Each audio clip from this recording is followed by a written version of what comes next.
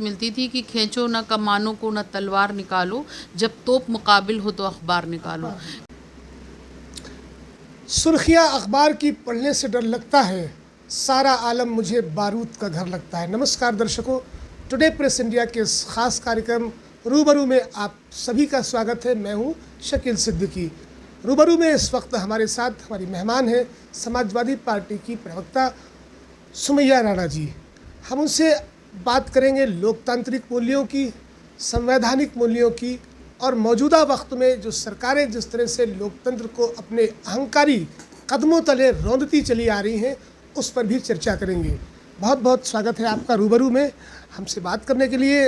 सुमैया जी, हमारा पहला सवाल ये है, जैसा कि आपने देखा साल 2014 तक देश में सब कुछ ठीक चल रहा था, लेकिन 2014 के बाद केंद्र में मोदी सरकार आई और 2017 में उत्तर प्रदेश में योगी सरकार आई।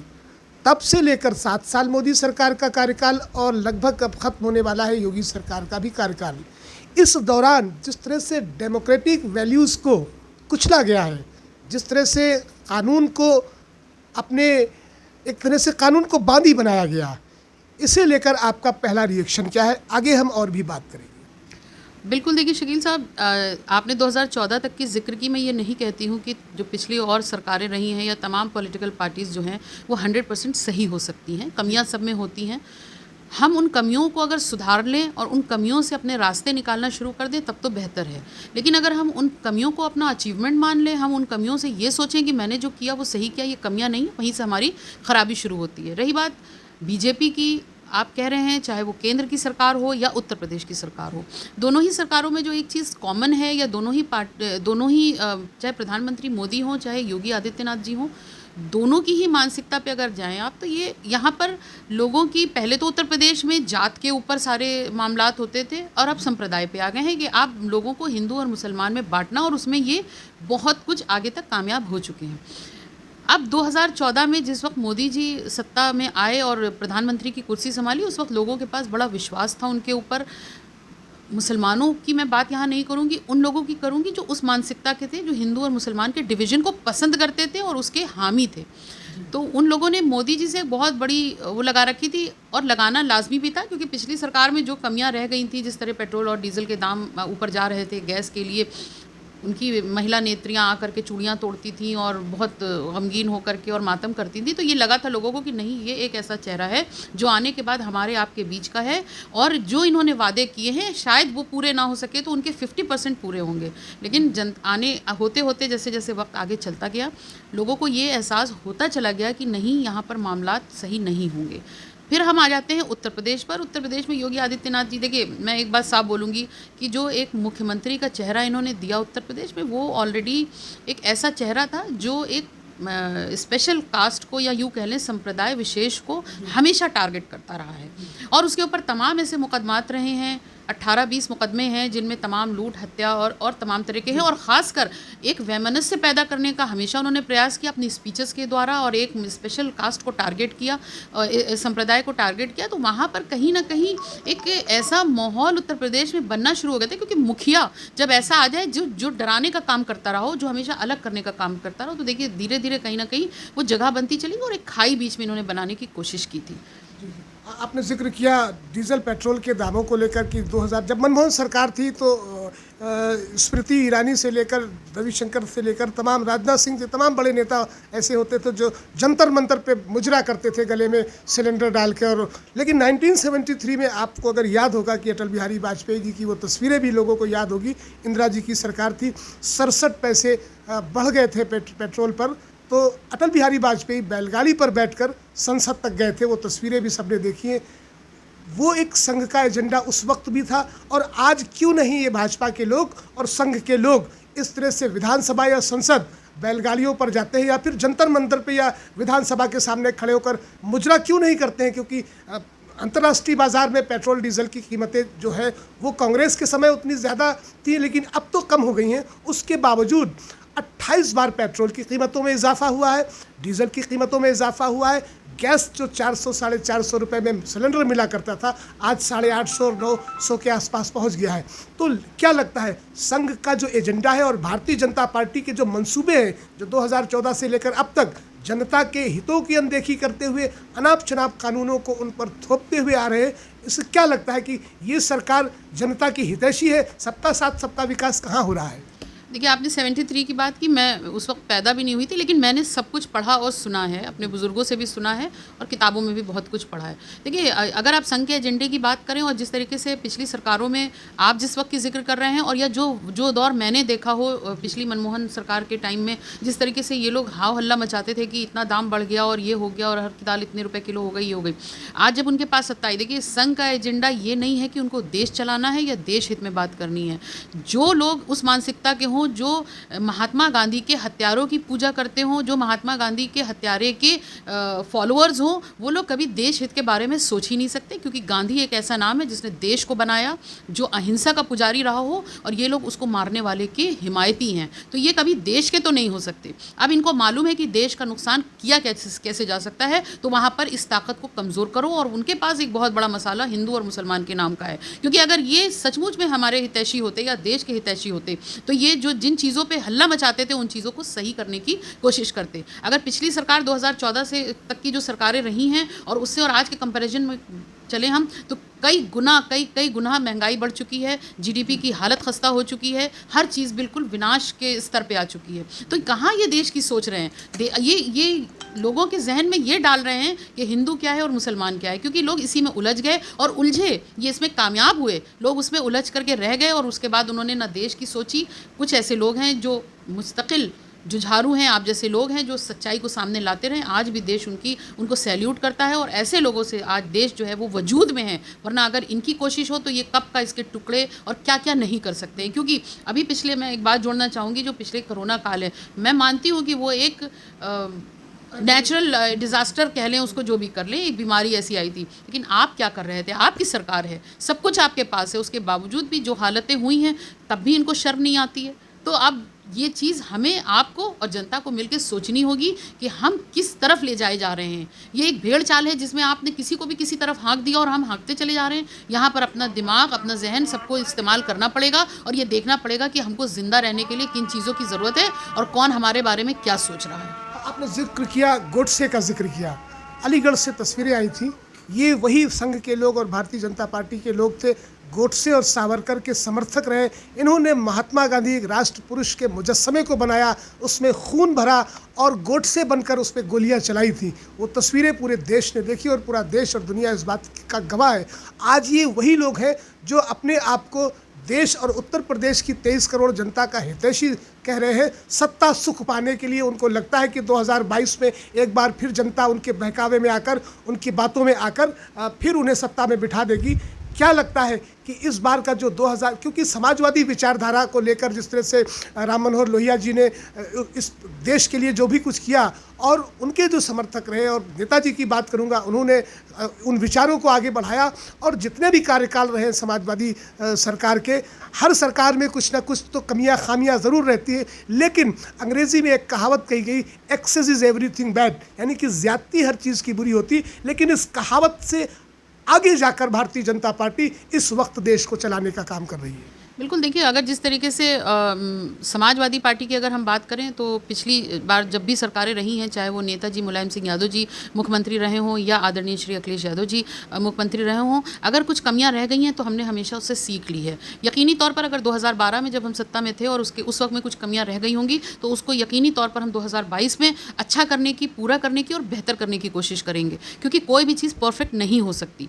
एक बात। दूसरी चीज़ मैं ये कहना चाहूँगी कि जिस तरीके से ये एक ऐसा माहौल बनाना चाह रहे हैं घूम फिर करके आके कि लोग ये सोचें कि ये देश के हितैषी हैं और ये एक संप्रदाय विशेष के हितैषी हैं। तो अगर आप एक ऐसे बड़े संवैधानिक यानी सबसे ऊंचे संवैधानिक पद पर बैठे हैं तो आप किसी संप्रदाय विशेष के या जात विशेष के तो नहीं हो सकते। आप प्रदेश के मुख्यमंत्री हैं, आप देश के प्रधानमंत्री हैं, तो आपको सबको बराबर से लेके चलना चाहिए। लेकिन इन्हीं की एक विंग है भारतीय जनता पार्टी, कुछ बोलती है और इन्हीं के हिमायती, इन्हीं के फॉलोअर जो दूसरे दल हैं, छोटे दल हैं, चाहे वो बजरंग दल हो या आरएसएस हो या हिंदू युवा वाहिनी हो या इस तरह के तमाम ऐसे दल हैं जो आपने अभी जो जिक्र किया कि गांधी जी की प्रतिमा बना के उसमें खून भर के और गोली चलाते हैं, तो उस वक्त में भारतीय जनता पार्टी सत्ता में है, क्या कर रही है, उनके लिए एक्शन क्या ले रही है। मैं एक महिला हूँ, एक क्रांति लाने की कोशिश कर रही थी, CNRC के मैं प्रोटेस्ट में बैठी थी, मेरे घर में मेरे ऊपर तमाम मुकदमे ऐसे हैं, मुझ पर 107-16 कर दिए, मुझे बाधित कर दिया गया है, मेरे ऊपर यहाँ पर एक ऐसा अत्याचार होता है कि मैं कहीं भी जाने का जिक्र करती हूँ तो मुझे हाउस अरेस्ट कर दिया जाता है।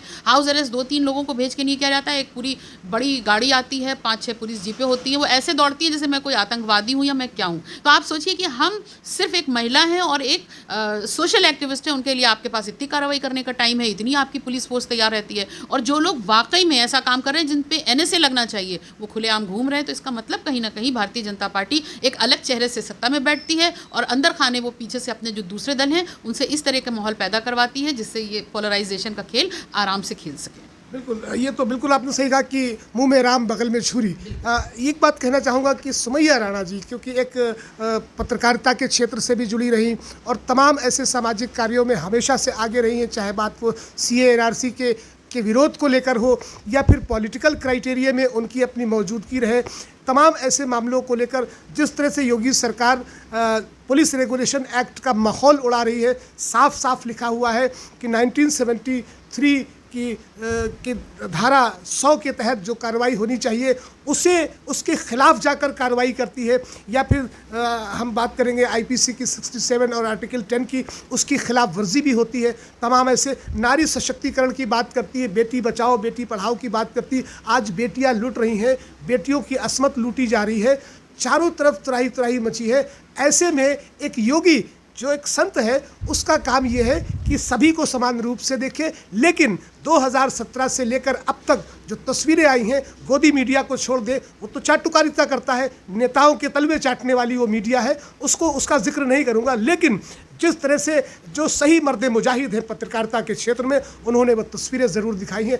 आने वाला वक्त जो है, एक प्रवक्ता के रूप में समाजवादी पार्टी में आपका जो एक रोल है, महिलाओं को किस तरह से आप खड़ा कर रही हैं, कैसे उनसे संपर्क हो रहा है कि आइंदा जो 2022 का चुनाव होगा उसमें महिलाओं के साथ जिस तरह से उत्पीड़न उनका हो रहा है उसके खिलाफ जाकर वो काम करें ताकि ऐसी मूजी सरकारों से छुटकारा मिले। जी शकील साहब, आपने अभी एक बात शुरू जहाँ से की थी, मैं वहीं से मैं भी शुरू करूँगी कि मेरा वास्ता वाकई पत्रकारिता से है और रहा है, आज भी मैं फ्रीलांसिंग करती हूँ। लेकिन मैंने जब इस फैसले को लिया था कि मैं एक अच्छी जर्नलिस्ट बनना चाहती हूँ, तो पापा ने मुझे एक शेर पढ़ के सुनाया था और कहा था, बेटा इस बात को हमेशा याद रखना, जब कोई नई क्रांति आनी होती है तो उसका एक ज़रिया बहुत बड़ा पत्रकारिता होती है, अखबारात होते हैं। जाहिर सी बात है, जिस वक्त में अकबर इलाहाबादी साहब ने शेर लिखा तो उस वक्त में ये तो मीडिया नहीं होती थी TV वाली, ये तो बाद में आई, लेकिन अखबारात उस वक्त में भी थे। तो मैं हमेशा उनका ये शेर पढ़ती थी और उससे मुझे बड़ी तक़वियत मिलती थी कि खींचो न कमानों को न तलवार निकालो, जब तोप मुकाबिल हो तो अखबार निकालो। लेकिन जब ये अखबार ही आपके लिए आपके खून के छींटों के निशान आने लगे उस पर, तो समझ जाना चाहिए कि वहाँ से अखबारों की या मीडिया की या पत्रकारिता की क्या अहमियत रख गई है। तो मुझे बड़ा अफसोस होता है कभी कभी कि मैं भी उसी दुनिया से हूँ, कहीं ना कहीं लोग मुझ पर भी उंगली उठाएंगे अगर मैं कोई ऐसा काम करूं या आर्टिकल लिखूं। एक चीज़, दूसरी चीज़ आपने जिसकी बात की कि पुलिस जो वायलेशन कर रही है, निजता का हनन हुआ है, या तमाम आर्टिकल्स जो आपने बताया, आर्टिकल 67 या 1973 का जो भी रूल था। देखिए, पुलिस अगर हमारे घर के हवाले से बात करें या इससे पहले भी जो CNRC में जो महिलाएं रही हैं, ख़ासकर महिलाओं की मैं बात करूंगी, तो उनके घरों में जा कर के घरों के अंदर से निकाल के लोगों को लाना, बिना कोई आपने लीगल नोटिस, बिना कोई ऐसा ऑफिशियल पेपर दिखाए बिना आप घर में दाखिल हुए। मेरे घर में आए तो मेरे घर से मेरी भांजी का मोबाइल फ़ोन छीन करके ले गए। आज मैं उनसे मांगूंगी तो वो अनऑफिशियली ले गए थे, मुझे वो मोबाइल फ़ोन वापस नहीं मिलेगा। मोबाइल फ़ोन की कोई बात नहीं है, लेकिन यहाँ पर बात यह है कि पुलिस जो कानून का हवाला देती है हर जगह की, या कानून में आपने ये गलत किया वो गलत किया, तो मैं ये पूछना चाहूँगी कि ये वर्दी कितना कानून का पालन कर रही है। मैंने उस दिन भी बोला कि मेरे घर में कुछ बिना वर्दी के लोग थे, कुछ वर्दी में आए थे। मैं कैसे मान लूँ कि ये वर्दी में गुंडे थे या गुंडों की शक्ल में वर्दी वाले थे? ये मुझे कौन ये साबित करके देगा? मैं कैसे मानूँ कि पुलिस वाले थे? मैं तो तब मानती जब आप मुझे कोई ऑफिशियल नोट दिखाते, मुझे आप सर्च वारंट दिखाते और जो तमाम इसके रूल्स एंड रेगुलेशंस हैं आप उन पर चल करके घर में आते। हम कभी नहीं मना करते कि आप आकर के तलाशी ना लीजिए, आप पूरा लीजिए। एक चीज़। दूसरी चीज़, आप एक बड़े सम्मानित घर में दाखिल हुए थे और एक ऐसे व्यक्ति के वहाँ आए थे जिसने अपनी कलम, अपनी लेखनी के हवाले से इस देश का नाम पूरी दुनिया में रोशन किया, जिसने माँ पर ऐसी ऐसी चीज़ें लिख दी हैं जो लोगों के लिए एक अच्छाई का ज़रिया बन रही हैं और बनती आई हैं। आप अगर उस घर में, उस परिवार में, उस व्यक्ति के साथ ये रोल अदा कर सकते हैं तो एक आम जनता, गरीब जनता आपसे कैसे भयभीत होती होगी, ये मुझे सोच के रोंगटे खड़े हो जाते हैं मेरे। आखिर में सुमैया जी एक सवाल और होगा, क्योंकि उत्तर प्रदेश में 2022 में चुनाव होने हैं, असेंबली के चुनाव होने हैं और एक बड़ी जिम्मेदारी आपको पार्टी की तरफ से दी गई है। तो उत्तर प्रदेश की 23 करोड़ जनता को आपका क्या मैसेज होगा उन महिलाओं के लिए, उन बेटियों के लिए जिनके साथ ज्यादतियाँ हुई हैं? और लखनऊ में भी वो तस्वीरें देखी गई कि जाड़ों में, कड़कड़ाती ठंड में औरतों के कंबल छीने गए, उनके खानों को छीना गया, उनके घरों में घुसकर जो बदउनवानी की गई है, जिस तरह से पुलिस का जो रवैया रहा है उसे लेकर, क्योंकि वक्त करीब है चुनाव का, एक मैसेज तो आपकी तरफ से प्रदेश की 23 करोड़ जनता को जाना चाहिए। बिल्कुल। उत्तर प्रदेश की 23 करोड़ जनता से, चाहे वो किसी भी धर्म, जात और मज़हब के हों, चाहे वो मर्द हो या औरतें हों, मैं उनसे ये दसबस्ता गुजारिश करती हूँ कि मैं एक एक जुल्म जो इस सरकार के द्वारा किया गया है उसको भूलने ना पाए, क्योंकि हम भूलते बहुत जल्दी हैं। हमको एक एक पल को याद करना होगा कि किस तरह उन्होंने हमें और हमारे अपनों को और हमारे पड़ोसियों को और हमारे लोगों को किस तरीके से परेशान किया है, महिलाओं की किस तरह बेइज्जतियाँ की हैं, किस तरह घर में घुसकर हमारे घर के बच्चों को खींच खींच करके जेलों में डाला है, जिनके पीछे कोई ऐसा काम भी नहीं था कि जिसकी वजह से ये ले जाते, और भले ही वो ले जाकर के 2 दिन बाद छोड़ दिया, लेकिन आपने परेशान किया। इन चीज़ों को याद रखें, अपनी नज़र में रखें और आने वाले वक्त में जब 2022 में जब वोट करने का वक्त हो तो उस वक्त अपने दिमाग का इस्तेमाल करें, क्योंकि यहाँ पर हमें कोई एक सरकार बनवानी ही नहीं है, बल्कि ऐसी सरकार को उखाड़ भी फेंकने का प्रण लेना है जिसने हमारा ये हश्र किया है, जिसने हमारे उत्तर प्रदेश का ये हश्र किया है। तो इस वक्त सूझबूझ और समझदारी से काम लेना चाहिए, हिकमत अमली अपनाना चाहिए, वो ऐसी हिकमत जिससे दुश्मन ज़ेर हो सके, और हम कम से कम तभी ताकत में आएंगे जब हम पहले दुश्मन को ज़ेर कर लेंगे। एक शेर है, बहुत खूबसूरत शेर जो मुझे बहुत अच्छा लगता है कि घर सजाने का तसव्वुर तो बहुत बात का है, मसला ये है कि इस घर को बचाएं कैसे। बहुत बहुत शुक्रिया रूबरू में हमसे बात करने के लिए। दर्शकों, अभी हमसे बात की समाजवादी पार्टी की प्रखर नेता और प्रवक्ता सुमैया राणा जी ने, और हमारे हर सवाल का जवाब भी बहुत ही बेबाकी से दिया। मौजूदा वक्त में सरकारें जो भी कुछ कर रही हैं उसके लिए बस प्रोग्राम को ख़त्म करने में एक शेर आपको सुनाना चाहता हूँ, और शायद इस शेर में वो तमाम ऐसी दास्तानें ज़रूर हैं जिसे आप गौर ज़रूर करेंगे। किसे आपको सत्ता में बिठाना है और किसे उखाड़ फेंकना है, कि बर्बाद गुलिस्ता करने को बस एक ही उल्लू काफ़ी है। हर शाख पे उल्लू बैठे हैं, अंजाम गुलिस्ता क्या होगा। दीजिए रूबरू में शकील सिद्दीकी को इजाज़त। हमारे इस वीडियो को ज़्यादा से ज़्यादा शेयर करें, लाइक करें, कमेंट करें, अपनी राय कमेंट बॉक्स में ज़रूर दें, हमारे चैनल को सब्सक्राइब करें। मिलते हैं फिर अगली किसी ऐसी शख्सियत के साथ रूबरू में। आदाब।